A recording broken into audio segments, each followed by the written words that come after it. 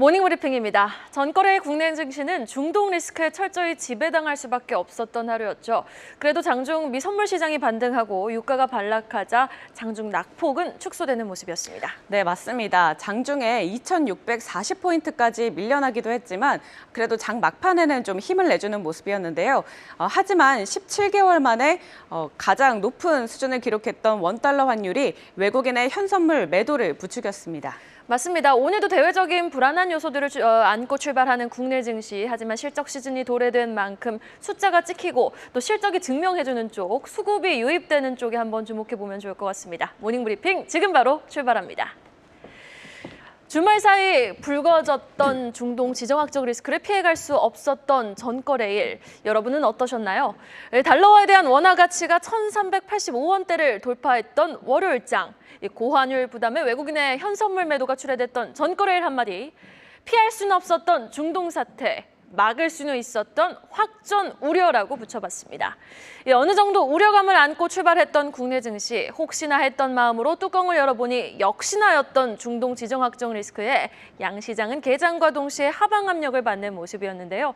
그러나 장 후반 들어 이스라엘의 피해가 약소하다는 점, 그리고 선물 시장에서 미국 지수가 반등했다는 점, 또 유가가 반락했다는 점 등이 포착되며 이거 중동 지정학적 리스크에 대한 우려 좀 너무 과도한 거 아니야? 라는 인식이 발생하며 지수의 하락폭은 저점 대비 일부 만회할 수 있었던 흐름이 펼쳐졌던 월요일장. 자, 그럼 구체적인 마감 수치와 수급 동향도 확인해보고 오시죠. 네, 말씀하신 대로 어제는 이란의 이스라엘 공습에 따른 중동 지정학적 리스크가 고조된 가운데 원달러 환율이 급등세를 이어가며 양대 지수 모두 파란불로 마감을 했습니다. 코스피 지수는 장중 2,641선까지 밀려나며 저점을 형성한 이후 이스라엘이 제한적 보복을 언급하는 등 이란과의 확전 우려가 일부 완화되며 낙폭을 줄였는데요. 결국에는 0.4% 하락한 2,670선에 거래를 마쳤습니다. 코스닥은 그보다 더 많이 빠지면서 0.9% 하락한 852선을 나타냈습니다. 수급을 보시면 코스피와 코스닥에서 외국인과 기관이 모두 판 모습이었는데요. 특히 코스피에서 기관은 9거래일 연속 순매도를 이어갔고 또 코스닥에서는 외국인이 6거래일 만에 순매도로 전환한 점이 특징적이었습니다. 전체적인 시장 상황은 좋지 못했지만 그럼에도 부각됐던 섹터는 존재했는데요. 비철금속, 윤활유, 조선기자재 관련주였습니다. 비철금속 테마는 요즘 구리 가격이 계속해서 오르면서 상승했는데요. 게다가 미국과 영국이 러시아산 알루미늄과 구리, 니켈 수입 유통을 금지했다는 소식도 영향을 미쳤습니다. 이에 이구 산업이 15%, 조일 알미늄은 9% 가까이 상승했습니다. 네, 그리고 어제 이 정유와 LPG, 윤활유 관련주도 상승했는데요. 앞서 말씀드린 대로 이란과 이스라엘 간 보복 공습이 이어지면서 중동을 둘러싼 긴장이 고조되고 있기 때문입니다. 호르무즈 해협 봉쇄 가능성에 해상 운송 차질과 또 유가 급등의 우려가 커지고 있는데요. 이 같은 우려 속에 흥구석유는 7%, GS는 2.2% 오름세를 보였습니다. 네, 그리고 올해 수주와 실적 기대감이 커지고 있는 조선기자재 관련주도 부각됐는데요. SK증권의 긍정적인 리포트와 함께 한화엔진은 8%, KSP는 7% 가까이 상승했습니다. 자, 그럼 오늘 이 세 가지 섹터 중에 오늘은 어떤 섹터를 공부해보면 좋을까요? 네, 이렇게 어제는 중동 리스크가 부각되면서 에너지 관련주라든지 정유주, 가스주, 원자재 관련주들이 일제히 좀 들썩이는 모습이었습니다. 더불어서 증권, 음식료, 통신 같은 저베타 업종이 선방하는 하루이기도 했는데요. 그 가운데서도 여전히 시장은 확실한 숫자가 찍히는 자동차, 레거시 반도체, 전력 설비, 조선 쪽에 또 반응을 했다는 부분 특징적이었습니다. 자, 그럼 오늘은요. 나를 빼고 조선업을 논할 수는 없다. 조선 기자재 섹터 확실하게 정리해 보겠습니다. 중동의 지정학적 리스크에도 불구하고 어제 조선 3사가 일제히 상승 마감할 수 있었던 데에는 훌륭한 성적표 때문이었겠죠. 다음 페이지 보시죠. 올 1분기 우리나라의 선박 수주액이 136억 달러를 기록, 무려 3년 만에 중국을 제치며 세계 1위 자리를 다시 탈환하게 됐습니다. 일단 조선업이라는 거는 사이클이 아주 분명한 산업이죠. 그래서 이런 세계 1위 탈환 뉴스가 떴음에도 불구하고 조선업이 지금 슈퍼사이클인가라는 질문에 물음표가 붙을 수밖에 없는 부분. 바로 이유를 살펴보시면 알게 됩니다. 아직 슈퍼사이클은 시기상조다라고 주장하는 쪽에서는요, 중국의 저가 수주를 근거로 들고 있습니다. 엄청난 숫자의 배를 붕어빵 만들듯 찍어내니 실전에 배치를 해버리니 우리나라가 그 숫자에 당해낼 수 없다는 거겠죠. 또 일을 하려는 사람도 현저히 적어졌으니 생산 능력을 끌어올리기 어려운 상황을 또 근거로 꼽고 있습니다. 반면 그 반대급부에선요, 앞당겨진 선박의 교체 시기 그리고 미중 갈등에 따른 중국 규제의 반사이익 기대를 꼽고 있습니다. 지금 미국이 중국한테 유일하게 밀리는 게 해운과 조선 쪽이거든요. 미국이 1년에 10척도 건조시키지 못할 때 중국은 지금 1000척 이상 건조를 하고 있습니다. 안보의 위협을 느낀 미국은 중국을 차단하고 일본과 한국을 밀어주며 회복 시도에 나서고 있죠. 자, 이러한 근거로 주가가 이미 반응을 하고 있는 조선 3사와는 달리 기자재 쪽은 너무나도 조용한 상황. 특별한 이유가 있는 걸까요? 그럼 선박을 이루는 각 기자재 기능부터 한번 짚어보겠습니다. 다음 페이지 보겠습니다. 선박의 주요 구획은 화면에 보이시는 파란색 부분 보이시나요?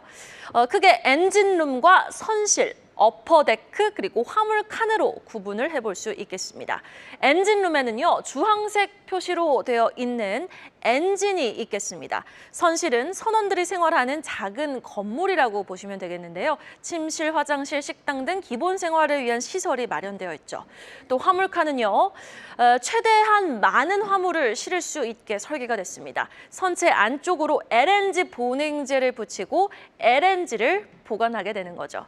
마지막으로 어퍼데크는 건물로 비유하면 옥상입니다. 이곳에는요, 무거운 설비를 옮기기 위한 크레인이 설치되어 있고 어두운 곳을 환하게 밝혀주는 조명이 있습니다. 그리고 액체 화물과 윤활유, 가스 등이 이동 통로인 배관은 마치 혈관처럼 선박 곳곳을 타고 흐릅니다. 머릿속에 좀 그림이 그려지실진 모르겠네요. 자, 그럼 각 기자재를 만드는 기업들까지 한번 정리를 해보죠. 다음 페이지 보겠습니다. LNG 운반선, 한국조선사가 가장 높은 점유율을 가진 선종입니다. 가장 고가의 상선이고요. 건조 난이도도 높습니다. 이 LNG 운반선에서 가장 중요한 부품이 이 LNG를 저장하는 화물창인데요. LNG 화물창은 마이너스 163도의 극저온 환경에 액화한 천연가스가 기화되는 것을 방지하는 시설입니다. 이 화물창에 쓰이는 단열재가 LNG 보냉제고요. 이것을 만드는 기업이 한국카본과 동성화인텍입니다. 엔진은 대표적으로 하나 엔진이 있죠. 하나그룹이 조선업 수직 계열화를 위해 HSD 엔진 지분 인수를 하고 유중에 참여하면서 올해 2월 사명이 한화 엔진으로 변경되었습니다. 저속 엔진 시장 점유율 세계 2위입니다. 그리고 선실을 만드는 업체는 세진중공업이라는 기업입니다. 배가 다 건조가 되면 탑재 마지막 단계에 출하해 상부 갑판 위에 얹는 역할을 하고 있습니다.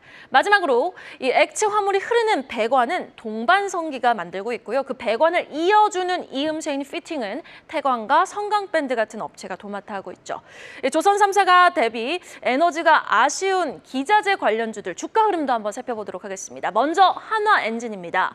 4분기 매출액이 확 개선이 됐고요. 이 추세로라면 올해 매출액 1조 원까지 노려볼 수 있는 상황입니다. 주가는 전날 9% 가까이 급등했습니다.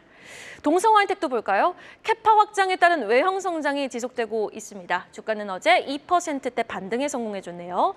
다음은 KSP입니다. 선박 엔진에 사용되는 엔진 밸브 스핀을 만드는 소모품을 만드는 기업입니다. 주가는 어제 7% 가까이 올라줬습니다. 신고가를 경신했죠.